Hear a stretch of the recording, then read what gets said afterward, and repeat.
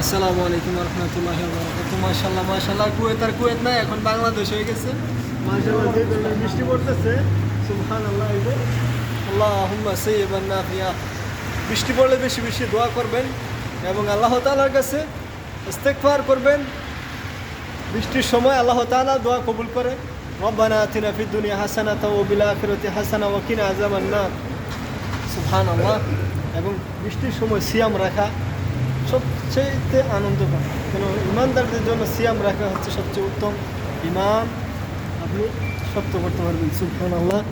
কারণ রমাদান মাস বড় আল্লাহ তাআলা দিয়েছেন বৃষ্টি, সুবহানাল্লাহ, যার জন্য আপনি সিয়াম রাখা খুবই সহজ আপনার জন্য। যারা বিগত সানায় বা এখনও যারা রাখেন নাই, এখন চেষ্টা করেন, অবশ্যই আল্লাহ তাআলা আপনাদেরকে সিয়াম রাখার তৌফিক দেন। আল্লাহুম্মা আমিন।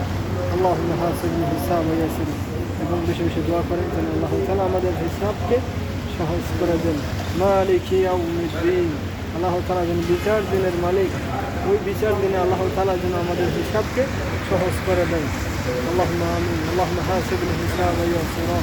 আল্লাহুম্মা হাসিবনি হিসাবা ইয়াসিরা। সুবহানাল্লাহ সুবহানাল্লাহ। বৃষ্টি, প্রচণ্ড বৃষ্টি, বৃষ্টি সাংঘাতিক বৃষ্টি। মানে কুয়েত আর কুয়েত নাই, মনে হয় যে বাংলাদেশ। এটাই মনে হচ্ছে যে বাংলাদেশ।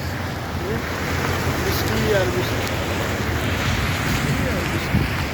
বাসায়ের আল খালে, বাসায়ের আল খালে, মাশাআল্লাহ। কুয়েতে বৃষ্টি আসলে মহা বিপদে হয়ে যায় গাড়ি চালানো অবস্থা। কারণ গাড়ি চালাইতে গেলে খুবই ভয়াবহ। গাড়ি ব্রেক ধরলে আর ব্রেক ধরে না, স্লিপ কেটে চলে যায়। যারাই গাড়ি চালান তারা চেষ্টা করবেন যেন গাড়ি স্লো চালানোর জন্য। স্পিডে হাই স্পিডে উড়াইবেন না কখনো। একটু যদি কেউ স্পিডে উড়ায় তাহলে তার